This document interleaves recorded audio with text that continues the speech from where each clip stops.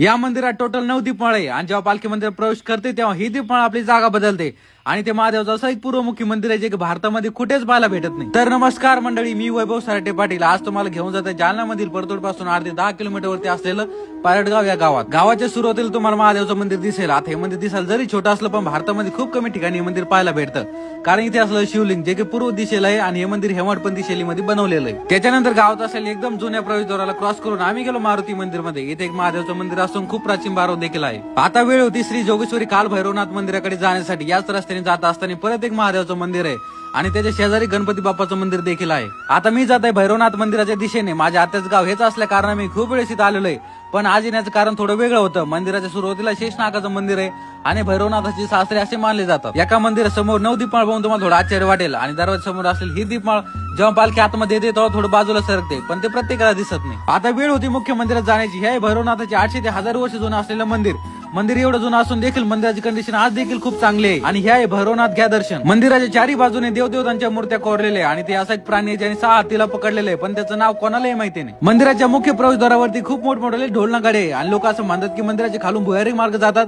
एक काशीला जातो दुसरा पडतोच्या दिशेने। मंदिराच्या पाठीमागे एक बारव आहे, बारवची कंडिशन तुम्ही पाहू शकता आणि अशा खूप गोष्टी आहेत जे 1.5 मिनिटांमध्ये कव्हर होत नाही।